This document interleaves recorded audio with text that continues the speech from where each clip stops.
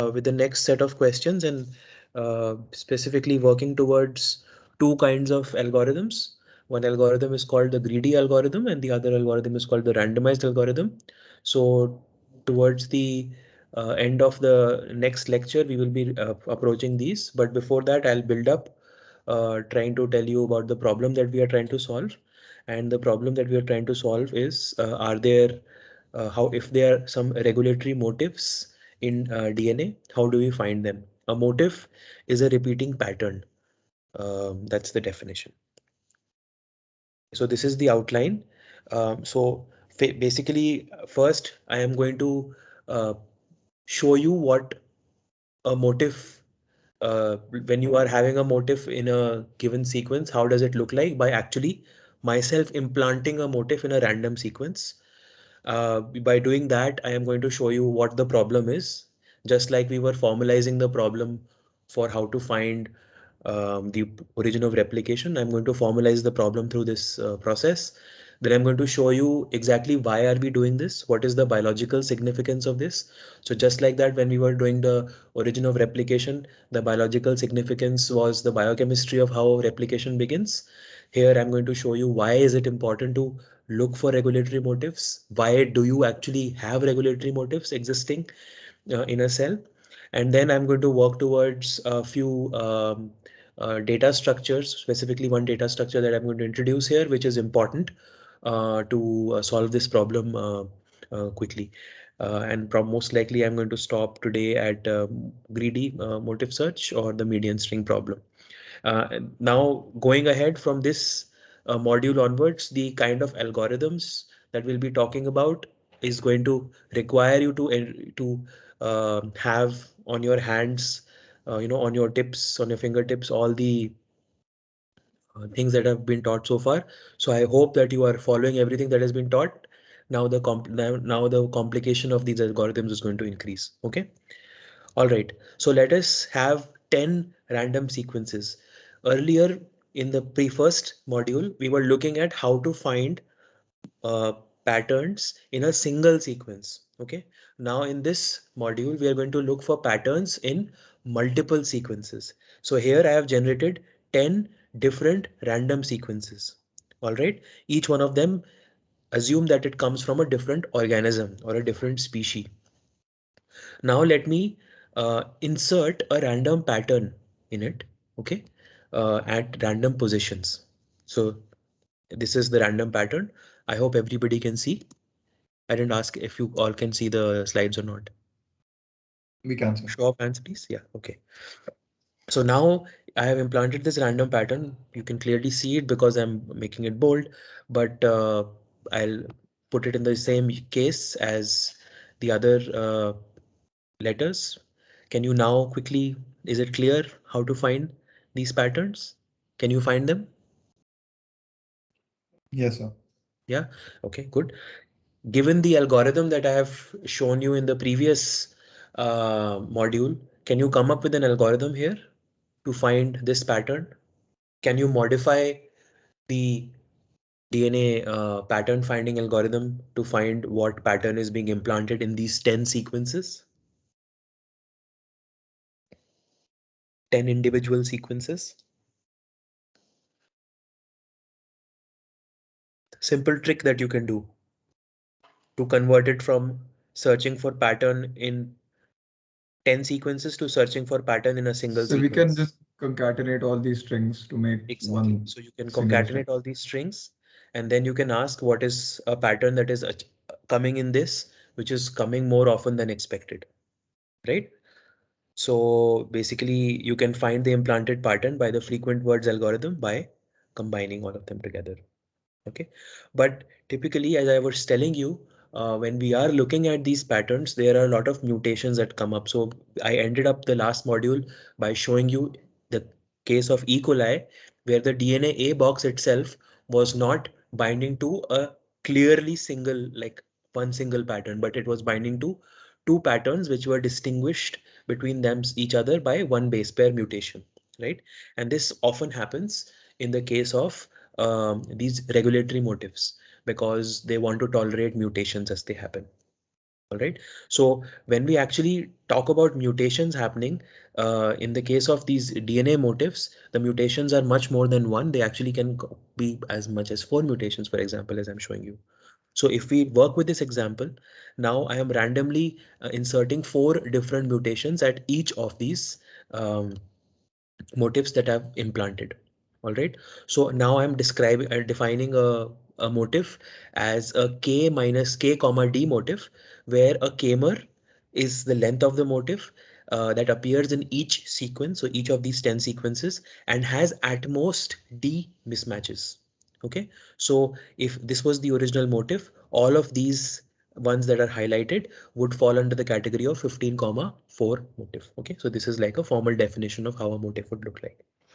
Now, do you think you can apply the frequent word problem to this easily? Is it easily adaptable to this to solve to look for 15 comma 4 motifs?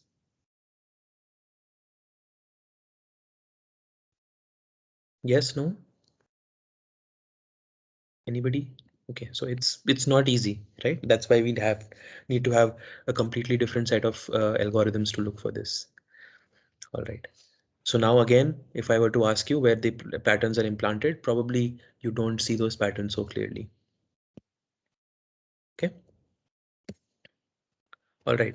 So now here's a picture of a typical IIT classroom. So why would the biologists care here, right? So now I'm going to go towards explaining you why should you actually care about these hidden motives, and is this a made up problem or does this actually happen in biology?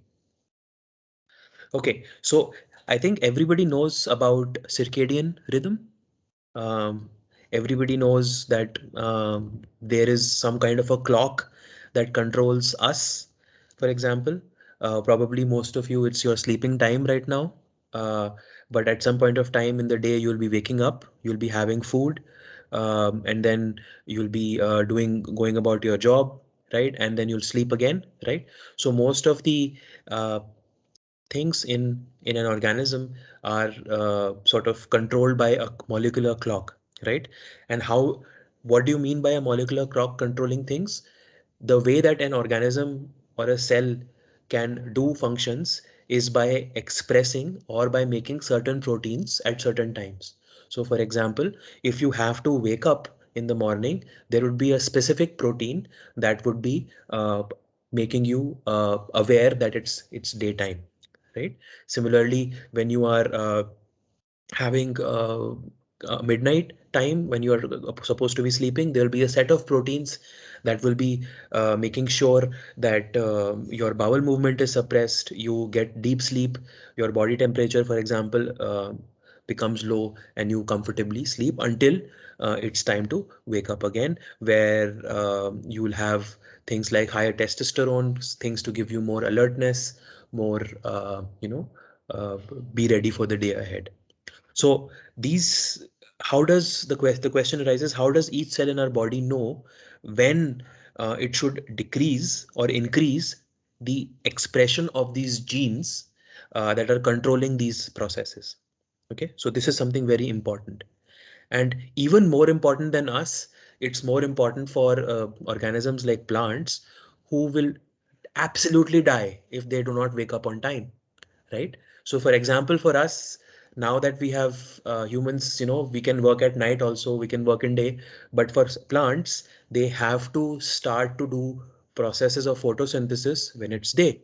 So they absolutely are dependent on the ability to detect time of the day, even time during a year, so that at a specific time they should be flowering, when it's the best time for, let us say, the pollinators like bees and birds to come and cross pollinate the flowers, so that the plants can be propagated. So even more than us, plants are one of the organisms where these circadian rhythm and these clock genes, they need to be very tightly regulated. And in a plant, there are approximately about 1000 genes or more that are playing a role in these processes, such as photosynthesis, flowering, frost resistance, right? And they are regularly being switched on and off during night and day. So I guess everybody knows about this plant called the night jasmine or Raat ki Rani. I mean, if you have roamed around in the campus, there are some places where you have this flower which only starts to produce fragrance at night, right? Because the flower sort of blooms at night. So this process itself is specifically controlled by a set of genes. Similarly, you would have a sunflower which is following the sun, and basically the petals, the sepals close when you have when the sun goes away, right?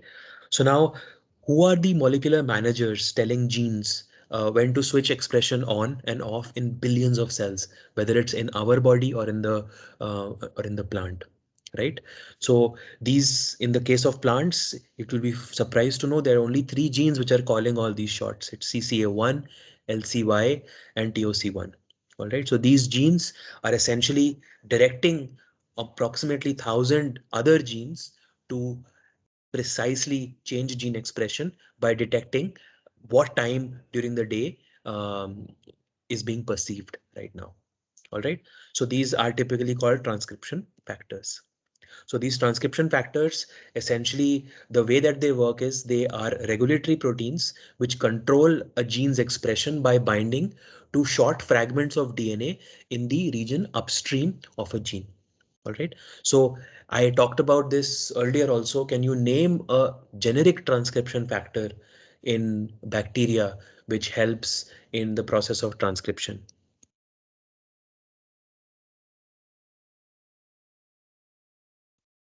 Anybody? Name of a generic transcription factor?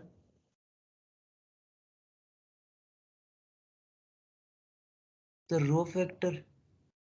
Rho factor is transcription termination factor, right? It stops transcription. Transcription factor typically is uh, enhancing transcription. It's controlling the, if it's there and the transcription is started, not stopped. What binds to the TATA box, Tata box? Does anybody know?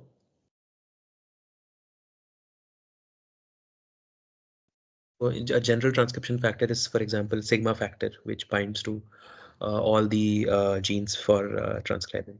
So this is different from a general transcription factor. This is these genes transcription factors are specific transcription factors or regulatory proteins which are binding to not all genes and upregulating their expression, but these are proteins which are binding to specific genes such as circadian rhythm genes or clock genes and controlling these about 1,000 proteins that are leading to expression of different processes during the day. So how do these things work? You have these genes that are being controlled by, let us say, this transcription factor CCA1 on the upstream. So again, it is 5 prime to 3 prime direction that I'm showing you the genes and the DNA. In the 5 prime end, you have these small segments which are bound by this transcription factor. And when the transcription factor binds, the expression begins. So now the question is, how does this protein know where to bind? So there must be some hidden message again, which tells this protein where to bind, right? And these hidden messages are nothing but transcription factor binding sites, also called transcription factor binding motifs. And this is why this is the problem that we are trying to solve. Now, if you imagine, if you look back at the problem I showed you 10 different sequences, right? And we were trying to find motifs in these 10 different sequences, whether they have a specific motif found. Now, if you look at all these genes, so the 5 prime end of all these genes, so for example, there are 4 different sequences here, and you would like to find the hidden messages or the motif which are present in these 4 different sequences where a transcription factor like CCA1 is going to bind.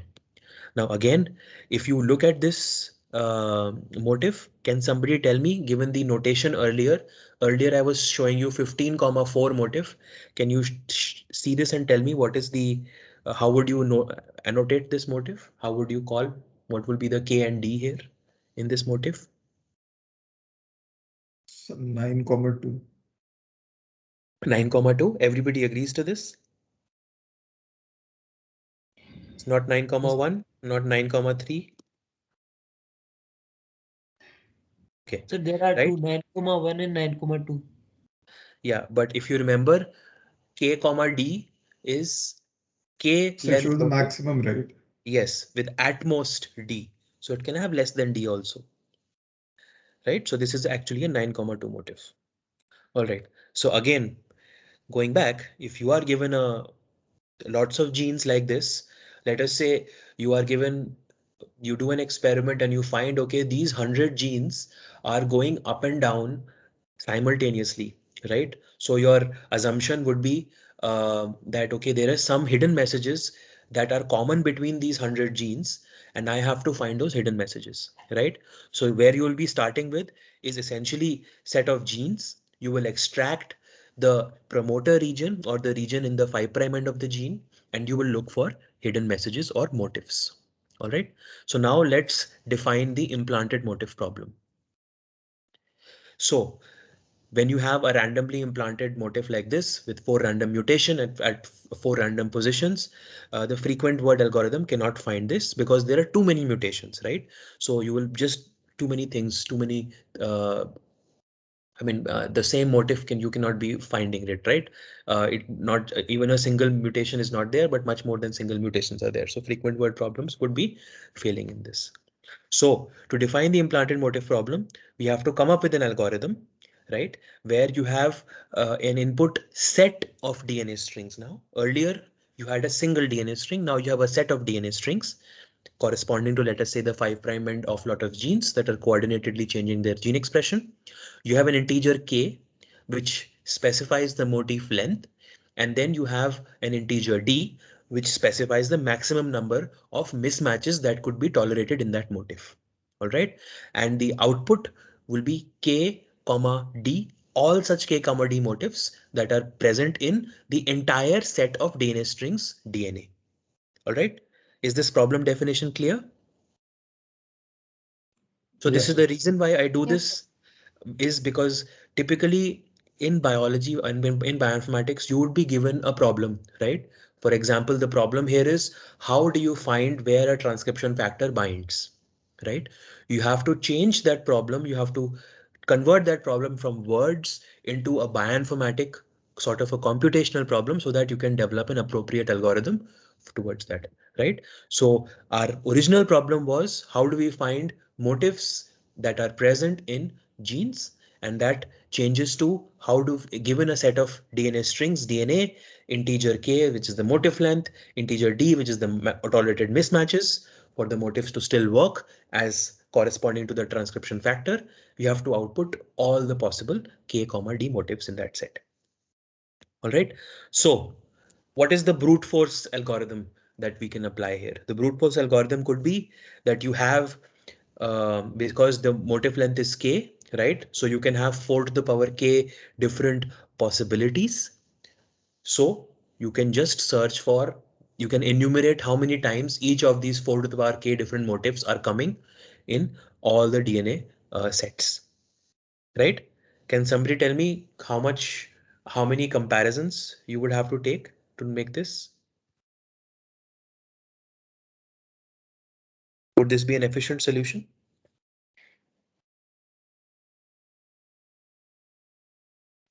Probably not, right? Because it's almost going towards exponential, and you'll have to extract each of the motifs, and then you'll have to compare them with all the potential motifs that can be present, and then you'll have to basically record this somewhere. So this is not a very straightforward or not an efficient way of solving the problem. So can we do something else? Can we think about comparing the motifs that we are extracting from one sequence, right? From one DNA string with the motif in another DNA string. So let us say, take example of these two, right? Now, if we compare these two, do you have enough number of similarities or differences? So when we talk about this is a 15,4 motif that we expect, by looking at it, can you say that this is a 15,4 motif? You can No, so already I see, guess right? because There are there are one, equally like an equal number of differences as opposed to similarities. right? So this is because we don't know the original motif, right? We don't know the sequence of the original motif. So when we actually compare these two sequences, there are 1, 2, 3, 4, 5, 6, 7 differences, right? So 7 differences, you can change, you can go from one 15 mer to another on almost any other 15 mer with these 7 differences, right? So this is not also a very efficient comparison. So again, if this was the original motif and these are the two other motifs that I have showed you earlier, and there are 4 mismatches, right? In each of these instances, there would be many more mismatches if you just compare each of those, right? So there are four mismatches. There are going to be many more mismatches. So therefore, they don't even look like similar strings when you try to compare each of these motifs pairwise. Okay. So we have to come up with a different way. Where I was talking about the motif enumeration solution, and this is how it would work. So the brute force algorithm, right? This is the simplest algorithm that you can come up with. You are given DNA, all sets of DNA, a K and a D. Now you basically for each k-mer A, right? So you have k-mer, you know the k-mer, so you come up with all possible sets of k-mers A, right? Then for each k-mer A prime in the DNA, right? In each of the DNA strings, differing by at most d mutations, right? If A prime is a k comma d mer, then you output A prime. Then you say that this A prime is actually a motif that I have found, right? So this is very slow, and this is not going to work for finding real biological motifs. Okay, so again, motif enumeration assumes that each sequence has a k-mer similar to a unknown implanted pattern, right? So this unknown implanted pattern is essentially A, right? You're trying to enumerate each of the k-mer that is possible. So since the length is, if the motif is k, so you're looking at 4 to the power k a's here, right? And the condition basically is not really good when you are talking about real biological data, which is usually very noisy. So we have to look for other ways of searching for the motif finding problem.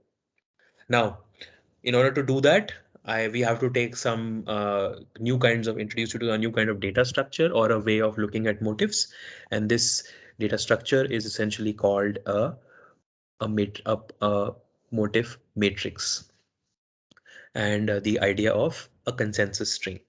So here I'm showing you motifs of a gene called NF kappa B, NFKB, right? So there are 1, 2, 3, 4, about 10 different motifs that where this NF kappa B protein binds. Now here is a homework question for you all. Since you know how to go into PubMed and look at the function of a gene, I would like you to go and look at what does NF kappa B do, and specifically, which is very relevant nowadays, how is the NF kappa B function related to COVID-19 infection? All right. So given that you have these different motifs known for NF kappa B, let us talk about coming up with a consensus string. So consensus string is basically a string that is the most probable representation of all these motifs. How do we come up with that?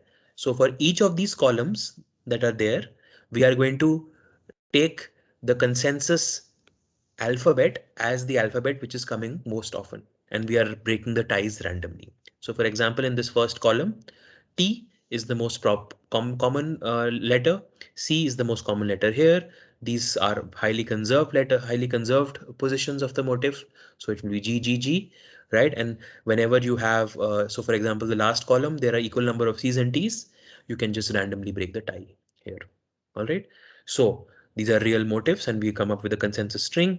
So this is how, for these motifs, this is how a motif logo looks like. So you have a T, you have a C, you have G's in the middle, A's, T's and C's, right? So this is just whenever you have equal numbers, you just randomly show it. Now, how does one make a motif logo is something that I'm going to talk about in the next lecture. But this is how we sort of think about representing a motif in the form of a consensus string. So again, how would this look like? The consensus string for this motif is going to be the string shown here. All right. I hope everybody is okay with it. If I give you a sequence of motifs, I hope everybody can come up with a consensus string. Yes, sir. Yeah. All right. So now, given a consensus string, we can come up with what's called a score. A score for motif is the number of mismatches that particular motif has with the consensus motif. All right. So for example, if you were to take this particular consensus motif and you were to take uh, this particular uh, this particular location, right? So there are 1, 2, 3 locations where this is differing from your consensus motif letter. So you have a score of 3 here. The locations where there is no difference, there is a score of 0, right? So basically there are two definitions that I've showed you here. Given motifs, we come up with a matrix called the motif matrix, and we come up with a consensus motif, which is essentially the most probable representation of all the motifs. And then I've shown you that you can score these motifs, score the motifs that you have based on this consensus motif by counting the number of mutations that are appearing in each of the columns. All right, so now let's go from the implanted motif problem to the motif finding problem. So what is the motif finding problem? Given a collection of strings, find a set of k-mers, one from each string, that minimizes the score of the resulting motif. Does that make sense? So if you have discovered a pattern, right? And if these patterns, if these motifs are a part of a motif that you're looking for, then they should have, which they should be aligned. And if you compare them with a consensus motif that all of them fall within, then the best motifs or the most repeating pattern should have the lowest score of the motifs that you have found. Do you all agree with this?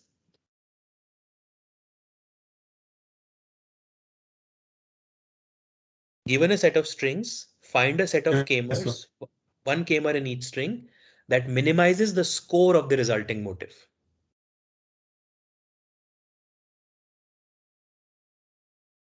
How many people understand this? This is very important. That's why I'm stopping and pausing. It's only going to get more complicated from here. Can I see a show of hands?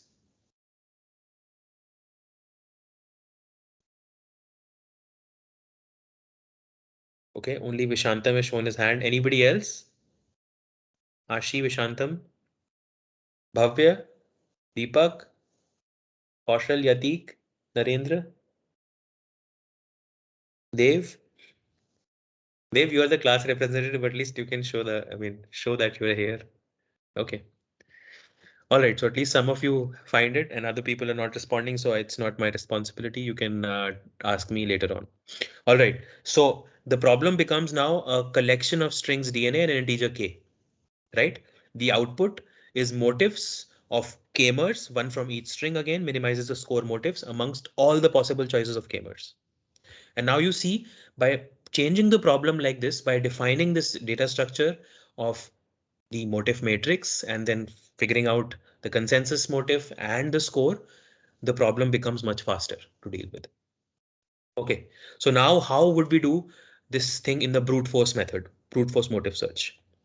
You compute score of every possible choice of k-mer in the DNA, right? So I'll give you 2 minutes. Can you quickly come up with with a possible runtime for this? So uh, if you have about t sequences, right? T different strings, and you have a k-mer k, right, of length k, and each of these t strings is of length n, right? Something like this. So there are t DNA sequences. There is a k-mer of length k, and each of these sequences is of length n. If you were to apply this motif search problem using brute force, how many such, what would be the runtime, or how many times you would be constructing these motifs and then calculating a score?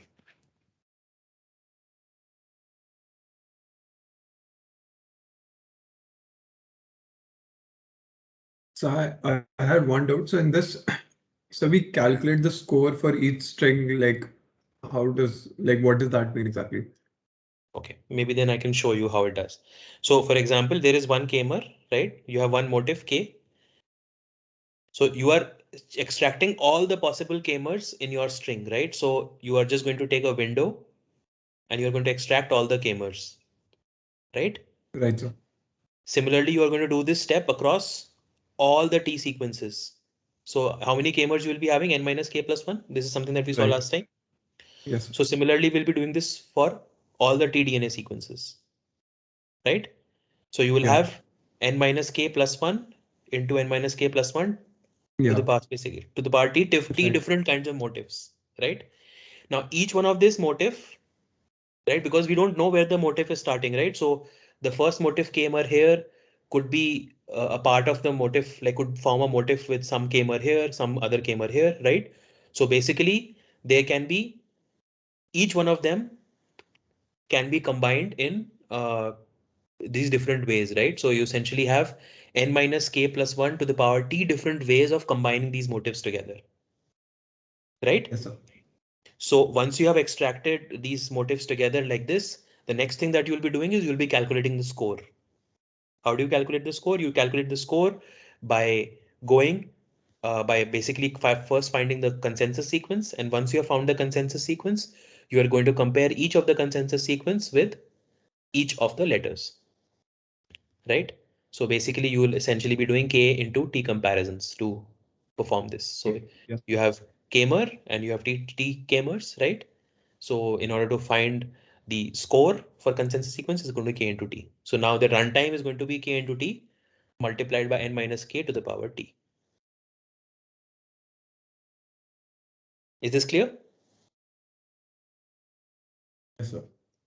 So this is what I mean by the problem. So right, if I go back to the problem now, see if. So this is the problem. You are given a collection of strings. You have to find a set of k-mers, one from each string, that minimizes the score of the resulting motif. So in order to construct a motif, you're going to have one k-mer from each string, right? And that's going to construct a motif. You're going to construct the consensus, and then you have to calculate the score of that consensus. The consensus, which has the minimum score, is going to belong to the motif that you're looking at, right? If there is in fact a single motif represented by a single k-mer. I hope this is clear. Please tell me if this is Yes, not it's clear. clear. Yeah, because things are only going to get more complicated from here. We are going into the real bioinformatics now. All right. So the So runtime just one here more thing. overall, yeah. So just one more thing. So since like we have like n minus k plus 1 to the power t different gamers, so the consensus string would be like uh how would the consensus string be constructed? Like for say you have So let's uh come up with some real t numbers, different right? sequences. Let's come Yes, up sir. with some real numbers. Let us say your n is 10. You have 10 bases. Your k is 5, right? And you have three such sequences in which you have to find a motif. All right. So Right. because the length is 10 and the size is 5, so you can have 6 different k-mers extracted. Yeah. Okay. And you will have 6 different k-mers extracted from each of the T sequences. So there are T is equal to 3. So you're going to have 6 for sequence 1, 6 for sequence 2, 6 for sequence 3.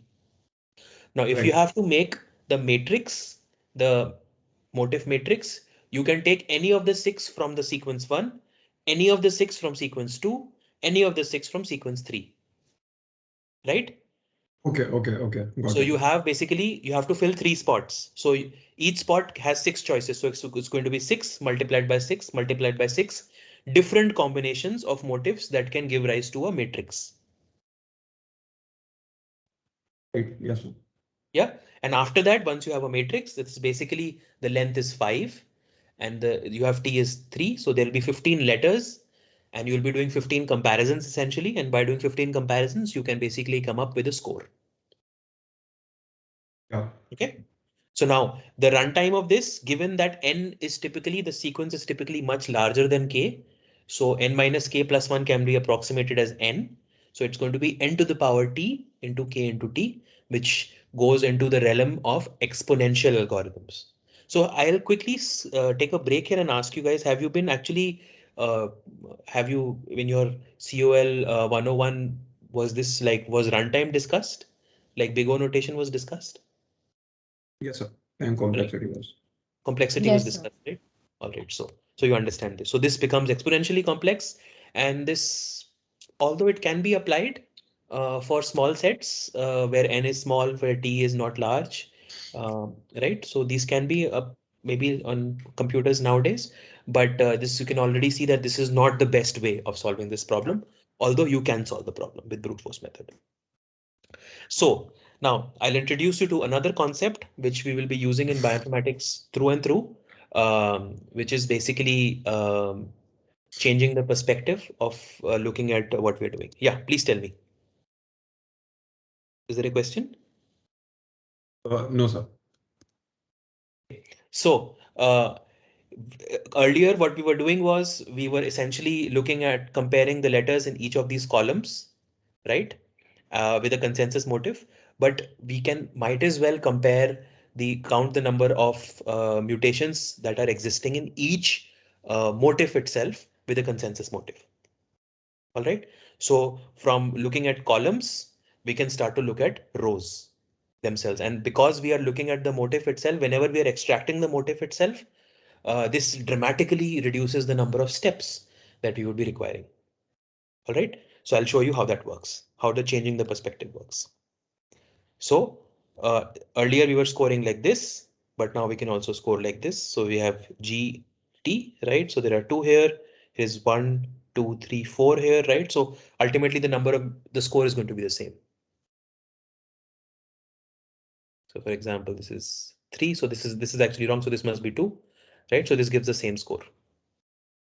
So the number of lowercase symbols in a row, these lowercase symbols, or the number of mutations that are required to go from your one motif to the consensus motif, is also known as the Hamming distance. All right. So the Hamming distance between a consensus motif and the motif itself is the number of mutations that would take to go from the motif to the consensus motif. And this is a general definition of Hamming distance. Hamming distance is the number of changes or the number of mutations that would be required to go from one sequence to another sequence. So if I were to ask you the Hamming distance of AAT from AAA, the Hamming distance is going to be 1. 1. 1, right? So basically we by doing this, now we are going to now some magic is going to happen and things are going to become much faster. Let's see how. So the score of motifs can now be defined as nothing but the Hamming distance of the consensus motif with each of the motifs, the sum of that. All right. So now we have changed the problem a little bit. So we define what's called an equivalent motif finding problem. What does this do? Given a collection of strings, find a pattern and a collection of k-mers, one from each string, that minimizes the distance of all the possible patterns and all the possible collection of k-mers, right? So we have added this constraint of finding a pattern itself. All right. So now what is the input? Again, the input is the strings of DNA and integer k.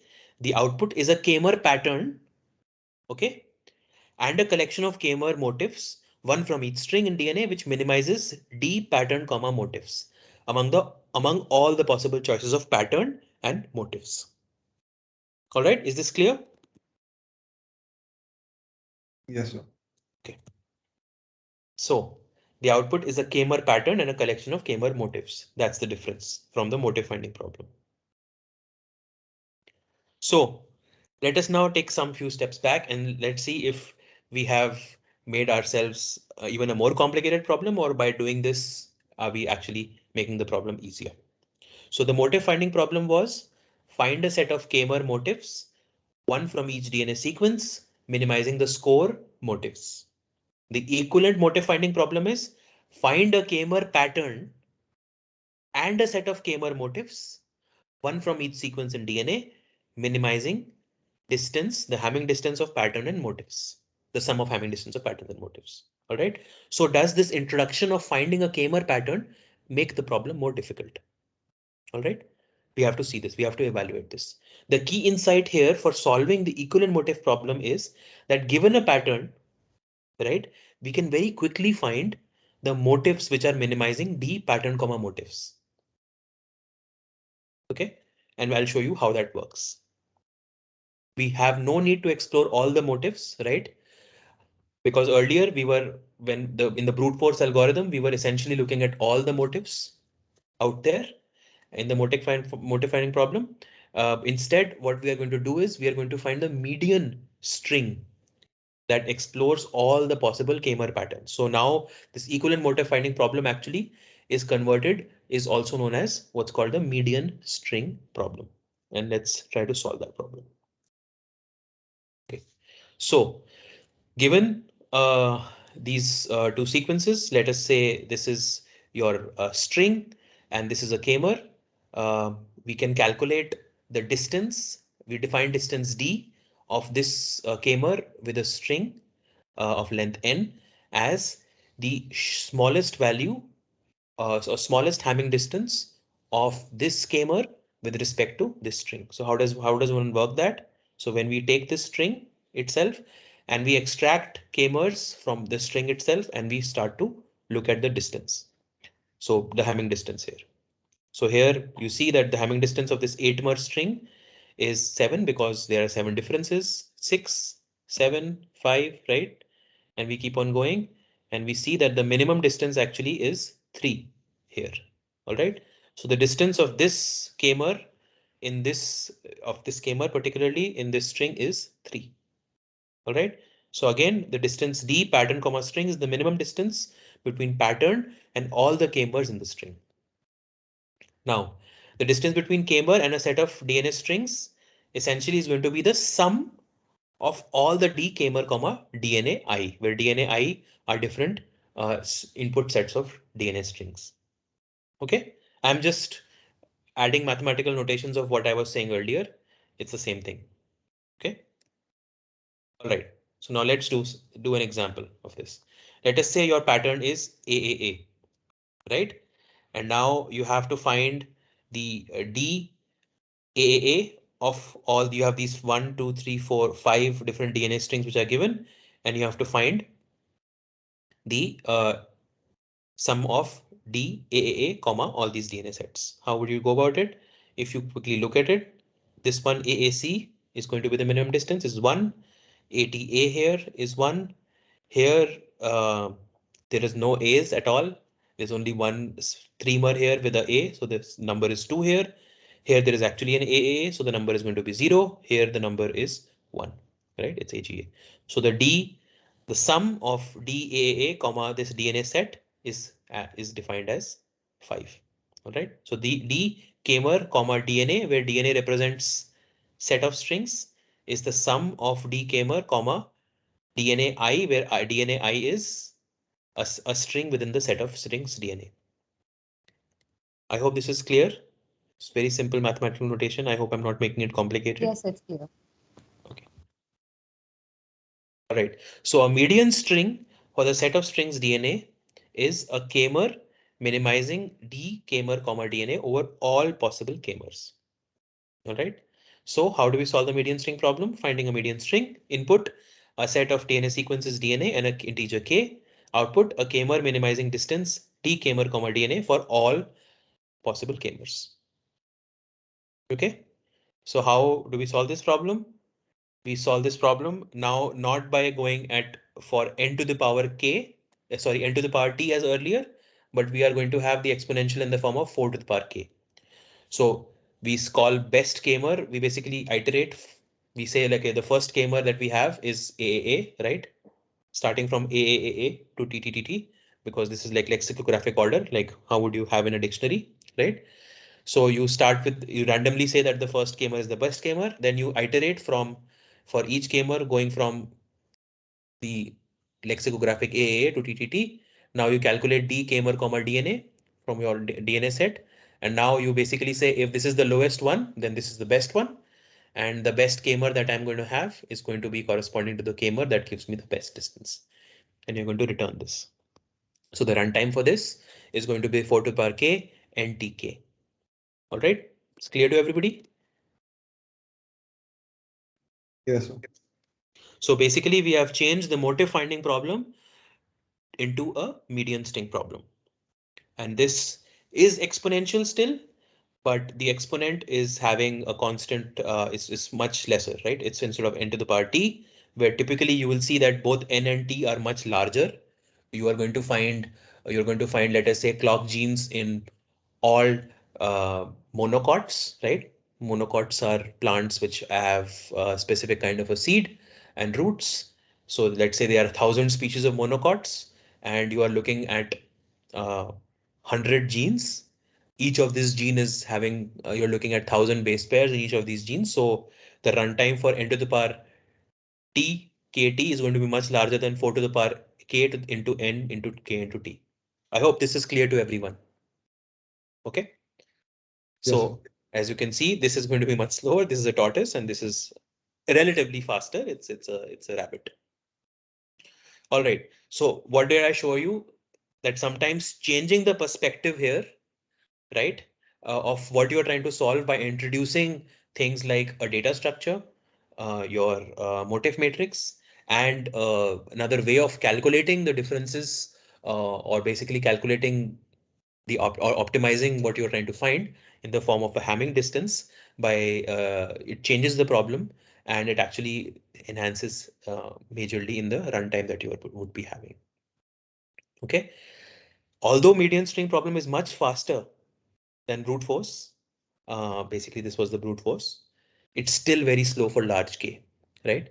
If your k-mer is large, which is typically the case for transcription factors which are such as these clock gene factors are typically binding to 15 to 25 base pair long sequences.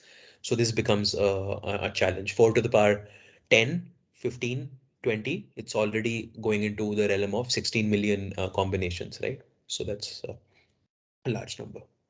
So I'm going to end the class with showing you how to solve this problem by deploying what's called a greedy motive search, or the greedy algorithm. So what does the greedy algorithm do? It introduces another um, sort of modification on your motif matrix. It converts the motif matrix into a motif profile. So how does a motif profile look like? You essentially align all these motifs, and you count the number of times each letter is appearing at each location in the motif, and then you can essentially assign the probabilities of finding a letter at a position. So for example, at position 1, the probability of finding G is going to be 0, while the probability of finding T is going to be 7 divided by 10, which is 0.7. Okay, so from counts, you go into frequencies or probabilities. Okay, so essentially now each column of a profile represents a biased die, right? So like you have when you are playing, I don't know if you still play board games, children still play board games, but you have this dice, right, which has numbers 1 to 6. So like that here you have dice instead of numbers 1 to 4, instead of numbers 1 to 6, it will have 4 faces, and it would have ATGC, but the probability of landing on an A is going to be 20%, while the probability, this die is going to be loaded, right? So it's going to be a biased die. And for example, for the first column, the probability of landing on G is going to be 0. All right. So basically, when you are going to be having a motif, you're going to roll the die again and again, as long as the length of the motif is there, and then you're going to find out the probability of finding that particular motif given the profile of the motif that you're looking at. Okay, so this is just just another way of summarizing the motif data. And now we are going to see how we can apply this into a greedy algorithm. Okay, by by basically calculating what is the probability that k rolls of a specific dice generates a given string. All right. So if you are given a string like this, given a profile of your motif like this, right, with the frequencies, what is the probability of finding of generating this sequence? Can somebody quickly tell me what is the probability, or how will we be finding the probability? We just multiply the individual probabilities of each base So pair. why would we be multiplying it? Is there an assumption So here? because because they're independent of each other, right? Exactly. So because each of these are independent probabilities, therefore the combined probability or the joint probability is going to be nothing but multiplication of all these letters. All right. So let us say we are given a profile shown here. Okay. So given this profile, what is the probability of the consensus string AACCT? Right? So simple. So we multiply A is half here, right? Next is 7/8. Next is 3/8. Then you have C, it's 5/8. Then you have C again is 3/8. And then you have T, it's 7/8. Okay. So the probability that you have is as shown here. Similarly, if you were to have something else like this, you'll have a different probability. Okay. The closer a k-mer is to the consensus string, the larger is the probability of the right of the string that you have. Everybody agrees to this? Yes. Yeah. Okay. So now what is the profile? So now this is the problem that we are going to have trying to solve. We are looking for a profile so which suits the set of k-mers that we have extracted. So we call this profile most probable 6-mer in this particular sequence in the given string. All right. So uh, bear with me for a moment. This would become clearer. So profile most probable k-mer in a sequence, the k-mer with the highest probability given the profile amongst all the k-mers in the sequence. Okay. So this is what we describe. So here k-mer k is 6, so it's called a 6-mer here. So given this sequence, you have a profile, you are going to run it, and you're going to basically find that this particular sequence has the highest probability amongst all the other sequence given the profile that we are looking at. Okay, so that it basically tells you that this sequence is looks most similar to what you're expecting out of this profile. Okay, so how would you essentially do now the searching? You are given a set of k-mers. You are basically having motifs I to I minus 1 in the first I minus 1 sequences of a DNA, right? You form a profile from them, right? You form and then you find a motif from this profile in the ith DNA sequence and you add the motif here, I, right? By doing this profile most, finding the profile most probable k-mer. And now you now iterate this process and you start to fix all the other motifs that you have. Okay. So if given a profile that you have made, you can use this profile to search for the next k-mer which looks most similar like this profile. Okay. Now by doing this simple change, which is typically called the greedy search algorithm, I'll show you how you can dramatically reduce the number of steps required to search for a motif in the coming class. Okay. So just to give you a snapshot of what's coming, you are going to form a motif. You're going to search for motifs. From motifs, you're going to form a profile. Then from this profile, you're going to search for the motifs which are most fitting this profile. You're going to make another profile. Then you're going to go for other motifs. You're going to keep on doing this until the profile that you've obtained does not change. Okay, given motifs, we can construct profile motifs, and given an arbitrary profile, you can construct motifs which are the best given the profile that you have constructed. Okay, is this clear to all? Just the basic idea. So can Yes, you sir. go Yes, sir. back It's to clear. that? So can you go back to that slide where you introduced the this greedy one, like third? Uh, हाँ इससे पहले This one? हाँ या एक second में कोई चीज देखिए into So फंडा यही है ना कि you've been given a profile, right? mm-hmm. And in that profile you have calculated probabilities. Mm. Now given these probabilities, you are given a k-mer that you're extracting from your DNA string. And you can say whether this DNA, what is the probability of finding this particular DNA string given the profile. Mm-hmm. And the most probable k-mer in the given DNA string is going to be that string, that k-mer that you have extracted, which is having the highest probability. So this is what I call the profile Okay. most probable k-mer. So that k-mer which is most similar to the profile given, which has the highest probability. ठीक है. Okay. Yeah. I'll just, if you are interested, I can quickly show you how this works. Mm-hmm. In the case for the next class, I'm stopping the recording here for those who are interested because this really works like magic.